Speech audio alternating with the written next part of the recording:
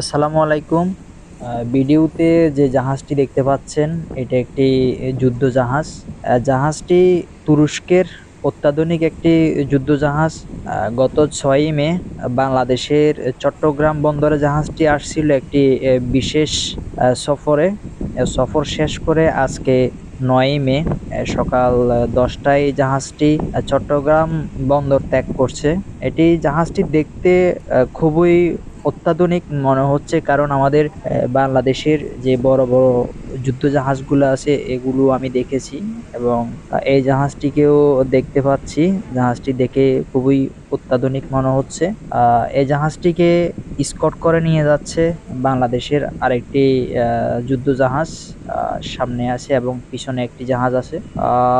সামনে পিছনে ছোট স্পিড বোট করে জাহাজটিকে স্কুট করে সাগর পর্যন্ত পৌঁছে দেওয়া হবে, এবং সেখান থেকে নিজ গন্তব্যের উদ্দেশ্যে রওনা হবে জাহাজটি।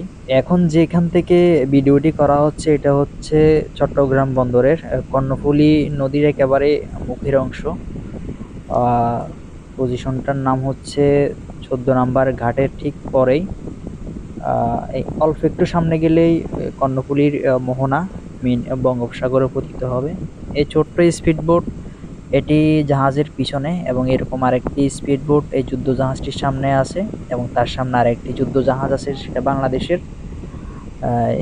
এই মোট 4টি, 2টি যুদ্ধ জাহাজ এবং 2টি স্পিডবোট স্কট করে নিয়ে যাচ্ছে জাহাজটিকে। এই ভিডিওটা রেকর্ড করা হয়েছিল সকালে, যখন যুদ্ধ জাহাজটি চট্টগ্রাম বন্দর ত্যাগ করতেছিল, তখন সময় হয়তো 10টা হবে। এখন অনেক পরে আমি ভিডিওতে কথা বলছি। ভিডিওর ঠিক এই মুহূর্তে আপনারা খুব মর্মান্তিক একটা ঘটনা দেখতে পাবেন। আপনারা এই ভিডিওতে একটা যুদ্ধ বিমান দেখতে পাবেন। ছোট্ট নদীর ওপাশে যে প্লেসটা দেখা যাচ্ছে ওটা হচ্ছে চট্টগ্রাম বিমানবন্দর। ওই বিমানবন্দরের উপরে একটা ছোট্ট বিমান দেখা যাচ্ছে।